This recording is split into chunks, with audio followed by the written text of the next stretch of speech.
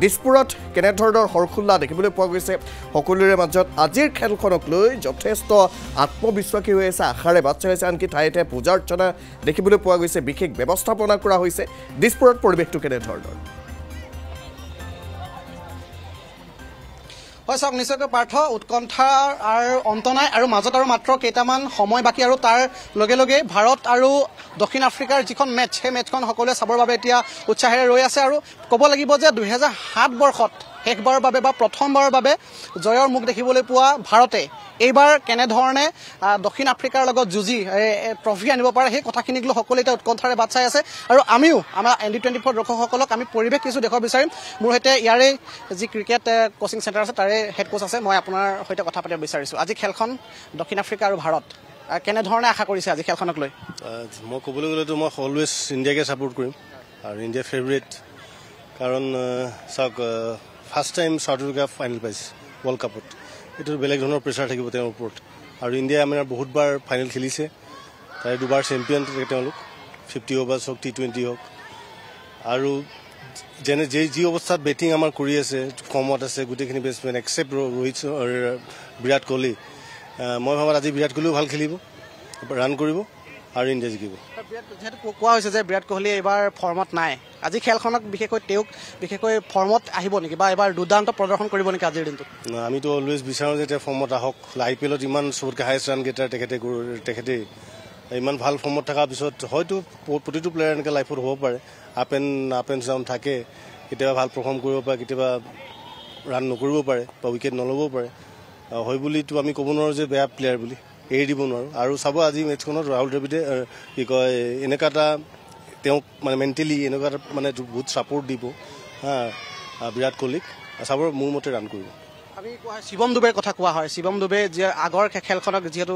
তেখেতৰ যথেষ্ট দুৰ্বল ফৰ্ম আছিলে গতিকে আজিৰ খেলখনক লৈ তেখেতৰ কেনেকৈ ধৰণে চাওক মোৰ মতে ছেইম টিম থাকিব ইয়াত চেঞ্জ নকৰে কাৰণ এইখিনিলৈকে এটা টিমে পালে আজি এটা শিৱম দুবেক চেঞ্জ কৰি নিদিয়ে আৰু মোৰ মতে চেঞ্জ কৰিব নালাগে তেখেতে মোৰ মতে খুব বেছি দুটা ইনিংছ চাগে ফ্লপ হৈছে লাষ্ট মেটছখন 0ত আউট হৈছে তাৰ আগতে ৰান কৰিছে কিন্তু নকৰা 28 37 এনেকৈ ৰান কৰিছে আৰু তাৰ যোনটো উইকেট তাৰ যোনটো পিছৰ হেৰিটো আমাৰ ইণ্ডিয়াৰ লগত নিমিলে এইটো বলিং বিক্ৰমৰ কথা যদি কওঁ তেনেহ'লে আপোনাৰ স্পিনাৰেই হওক বা স্পীডেই হওক দুইটা ক্ষেত্ৰতে যথেষ্ট আছে যোৱাবাৰ খেলখনক যদি আমি চাওঁ তেনেহ'লে স্পিনৰ ক্ষেত্ৰত যথেষ্ট আমাৰ বলাৰে ভাল প্ৰদৰ্শন কৰিছে চাওক তাত উইকেটবিলাক মই উইকেটৰ কথাটো কৈছোঁ পিছৰ কথা কৈছোঁ তাৰ পিছবিলাক ডিফাৰেণ্ট কাইণ্ড অফ উইকেট আমাৰ ইয়াৰ লগত নিমিলে আমাৰ ইয়াত বহুত চলিড পিচ থাকে যোন ভাল বেটত বল আহে তাত বল চালে মই মিডিয়াম পিচৰ হেল্প এটা বেলেগ ধৰণৰ পায় এক্সট্ৰা বাউন্স আছে এক্সট্ৰা টাৰ্ণ বাউন্স আছে সেইকাৰণে আমি মোৰ মতে আমাৰ যি তিনিটা স্পিনাৰ আছে তিনিটাই ফৰ্মত আছে এক্সেপ্ট আমাৰ কি কয় জাৰবিঞ্জে জাদেজা ইমান উইকেট পোৱা নাই য'ত তথাপিও তেওঁৰ এজ এ অলৰাউণ্ডাৰ মই ক'বলৈ গ'লে এজ এ অলৰাউণ্ডাৰ তেখেতে মোৰ মতে ফাইনেলখনত চাব আপুনি ভাল ৰিজাল্ট এটা কৰি দিব প্ৰত্যাহ্বান এইবাৰ কোন হ'ব দক্ষিণ আফ্ৰিকাৰ প্ৰত্যাহ্বান বলিঙতে হওক বা বেটিঙতে হওক বুমৰা আছে বুমৰাটো অলৱেজ ফৰ্মত আছে স্পিনাৰ তিনিটা স্পিনাৰে ভাল আমাৰ হাতত মোৰ ক'বলৈ গ'লে স্পিনাৰ্ছ ডমিনেটিং হ'ব আজি দক্ষিণ আফ্ৰিকাৰ কোন হ'ব বিশেষকৈ ইণ্ডিয়াৰ বাবে চাওক তাততো দক্ষিণ আফ্ৰিকা বলিং লাইনে বহুত ষ্ট্ৰং ক'বলৈ গ'লে আমি চাওঁ যদি অন পেপাৰ তাতো বহুত ভাল বলাৰ আছে তথাপিতো মই ক'বলৈ গ'লে যে আমাৰ গোটেইকেইটা বলাৰকে আমাৰ ইণ্ডিয়াৰ বেটছমেনে ভালকৈ জানে IPLও একেলগে খেলিছে সেইকাৰণে মোৰ মতে ইমান হেৰি হ'ব নালাগে ইমান প্ৰব্লেম থাকিব নালাগে আৰু এটা ভাল ৰান কৰিব বা যদি চাউথ আফ্ৰিকাই প্ৰথমতে বলিং কৰে আমাৰ ভাল ৰান এটা টাৰ্গেট এটা দিব লাগে আমি যদি বেটিং কৰে আমি কম ৰানত অল আউট কৰিব লাগে সেইটোৱে আমাৰ মেইন এটা টাৰ্গেট দিব লাগিব যদিহে প্ৰথম তেওঁলোকে আজি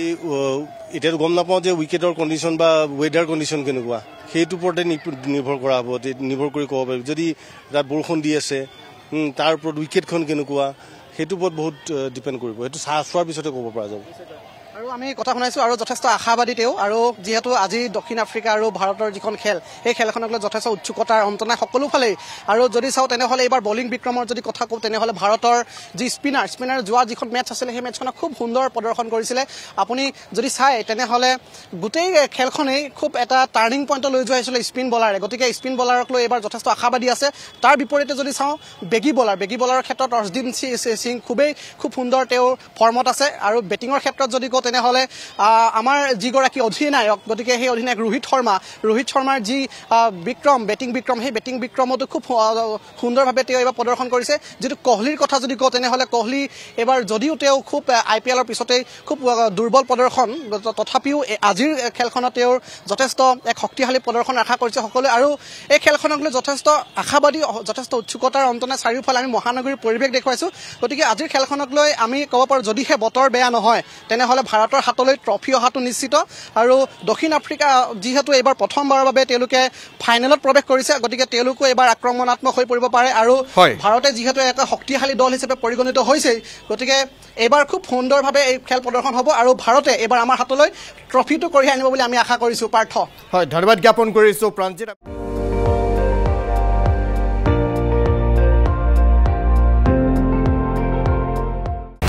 আপুনি চাই আছে ND24 সৰ্বশ্ৰেষ্ঠ নহয় সৰ্বোত্তমৰ দৌৰা